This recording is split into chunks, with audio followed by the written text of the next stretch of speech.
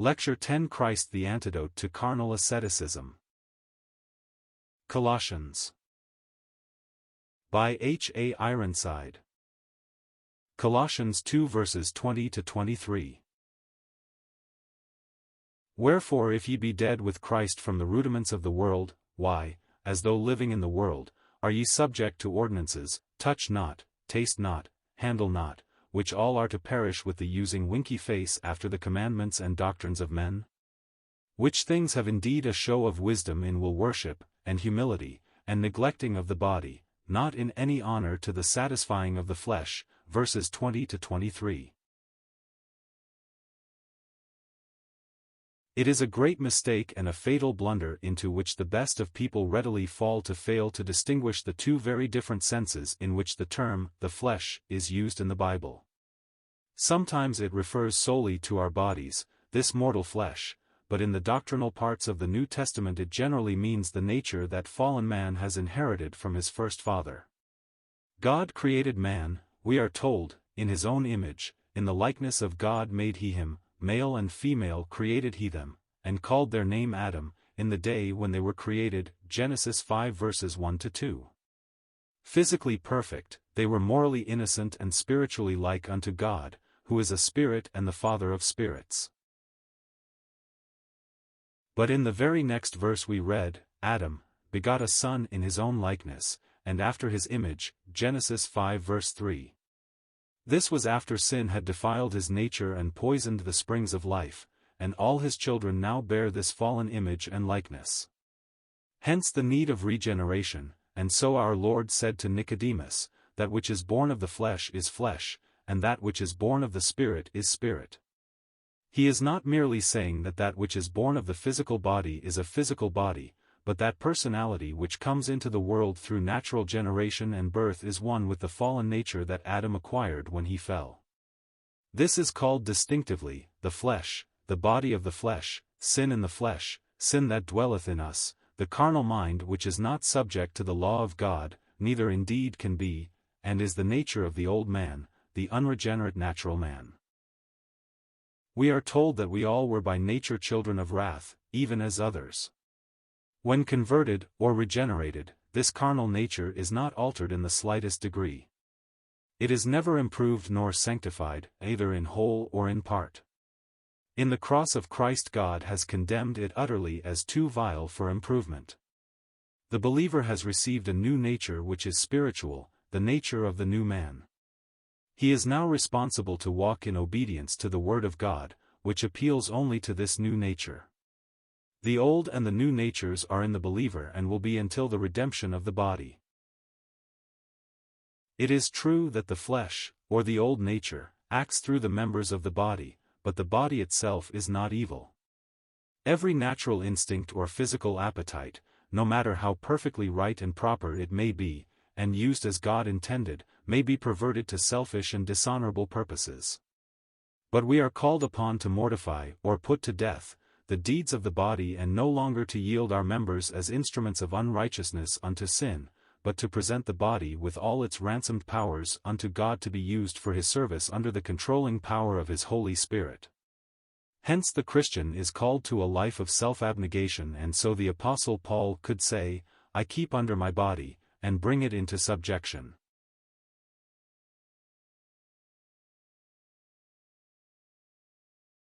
But by that he does not mean that he visits a needless punishment upon his physical flesh in order to purify his spirit, but rather that he does not permit unlawful or inordinate physical appetites to dominate him, and so lead him into excesses which would bring dishonor upon the ministry committed to him and upon the name of the Lord whose servant he is. This subjection of the body will ever be necessary as long as we are in this scene of testing. So the Apostle Peter tells us, he that hath suffered in the flesh hath ceased from sin.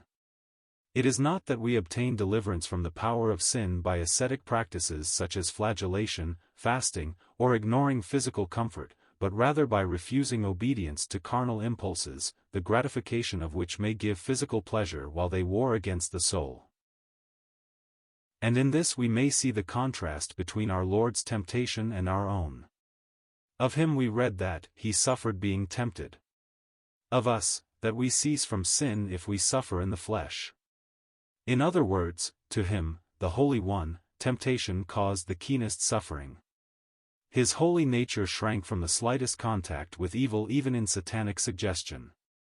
But with us, fallen as we are, the suggestion of evil may be seductively pleasing, and we must resolutely refuse the thought of sensual pleasure in order that we may walk in purity before God. He was tempted in all things like as we are, apart from sin. That is, he was never tempted by inward desire for sin. He could say, "The prince of this world cometh and hath nothing in me." With us it is far otherwise. When temptation is presented from without, we are sadly conscious of the fact that we have a traitor within who would open the door of the fortress to the enemy if he were not carefully watched. And right here is where purpose of heart is needed in order that we may cleave to the Lord and give no ground to the suggestions of the flesh or the promptings of the adversary. An Indian, in explaining the conflict of the two natures, said, "It seems to me as though two dogs are fighting within me. One is a black dog, and he is very savage and very bad. The other is a white dog, and he is very gentle and very good. But the black dog fights with him all the time." "And which dog wins?" someone asked. Laconically the Indian replied, "Whichever one I say, sick him to." And it was well put, for if the will is on the side of the evil, the flesh will triumph, but if the will is subdued by grace and subject to the Holy Spirit, the new nature will control. It is for lack of understanding this important truth that many have supposed they could perfect themselves in holiness by imposing penances and suffering of various kinds upon the body.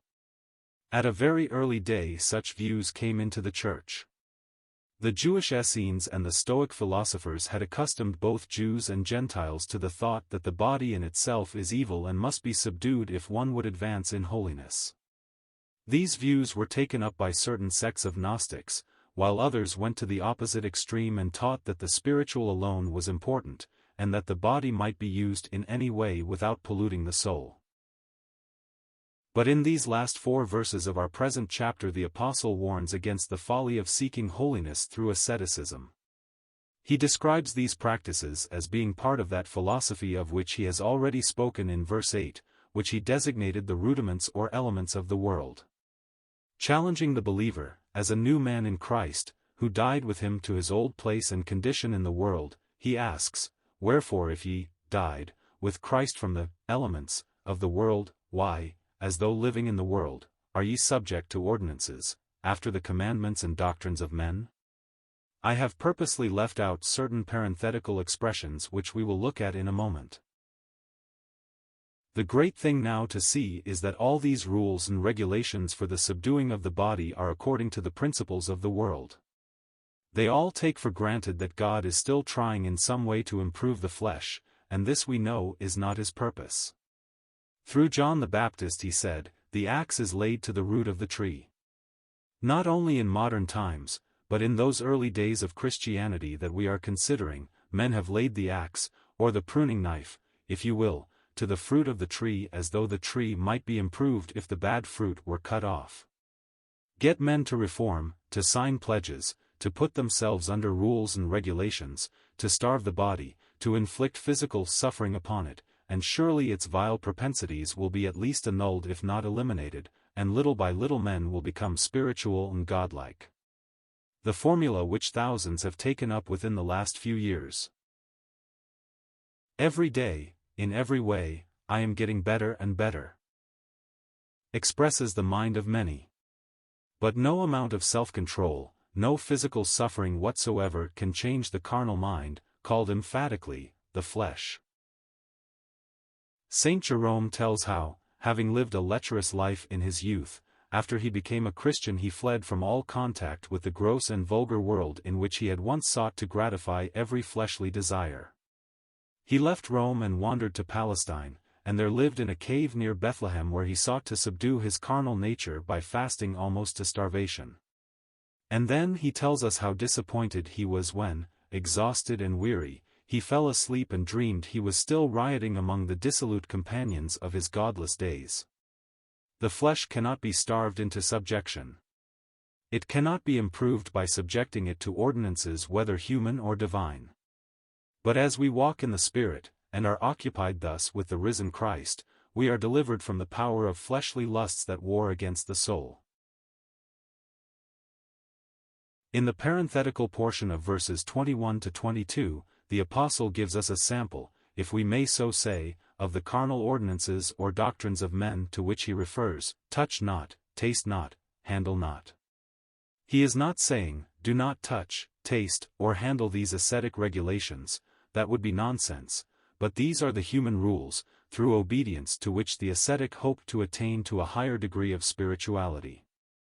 How often we have heard verse 21 quoted as though for the guidance of Christians today, exactly the opposite of that which the Apostle intended.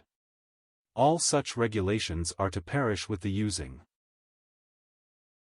These things have, indeed, an appearance of wisdom in will worship and humility and neglecting of the body, or punishing the body by making it suffer. It is natural to suppose that such things would have a tendency to free one from carnal desires, but untold thousands of monks, hermits, and ascetics of all descriptions, have proved that they are useless against the indulgence of the flesh. One may shut himself up in a monastery in order to escape the world, only to find he has taken the world in with him. One may dwell in a cave in the desert in order to subdue the flesh, only to find that the more the body is weakened and neglected, the more powerful the flesh becomes.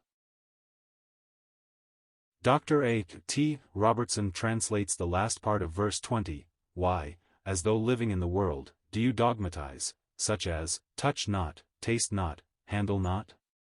These rules may be elevated to the importance of dogmas, but they will never enable one to achieve the object he has in view.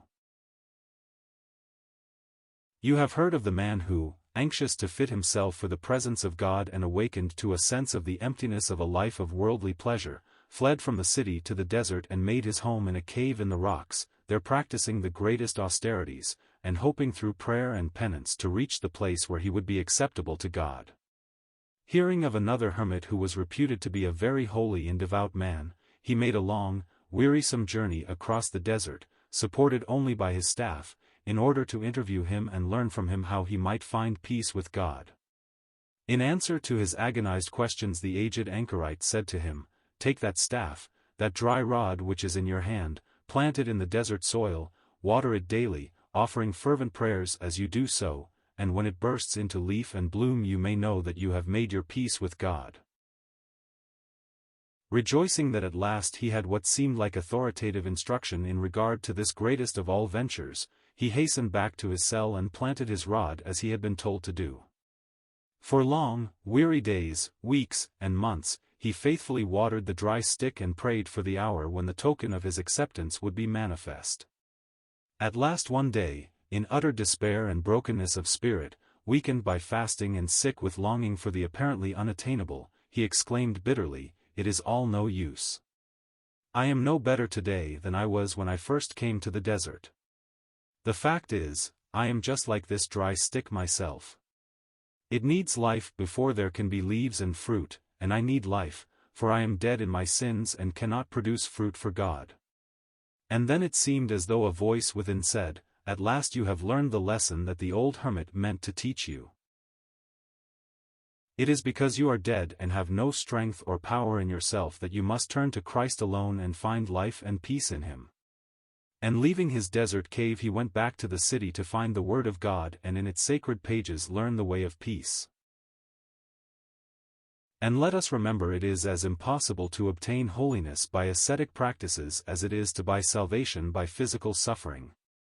We are saved in the first place, not through anything we undergo, but through that which our blessed Lord Jesus Christ underwent for us on Calvary's cross, and, blessed be God, He who died for us upon that cross now lives for us at God's right hand, and He is the power for holiness as well as for justification.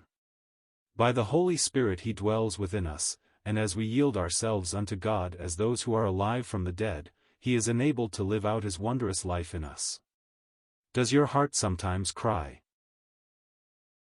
"Tell me what to do to be pure in the sight of all-seeing eyes, tell me, is there no thorough cure, no escape from the sins I despise? Will my Savior only pass by, only show how faulty I've been? Will He not attend to my cry? May I not this moment be clean? Oh, believe me, dear, anxious, seeking Christian, you will find holiness in the same Christ in whom you found salvation. As you cease from self-occupation and look up in faith to Him, you will be transformed into His own glorious image. You will become like Him as you gaze on His wonderful face. There is no other way by which the flesh may be subdued and your life become one of triumph over the power of sin. Asceticism is but a vain will-o'-the-wisp that, while it promises you victory, will plunge you into the morass of disappointment and defeat. But occupation with Christ risen at God's right hand is the sure way to overcome the lusts of the flesh and to become like Him who has said, "For their sakes I sanctify myself, that they also may be sanctified through the truth." Of Him they said He was a glutton and a wine-bibber, because He came not as an ascetic but as a man among men, entering with them into every sinless experience of human life. He has left us an example that we should follow His steps. He has come to sanctify every natural relationship, not to do violence to those affections and feelings which He Himself implanted in the hearts of mankind.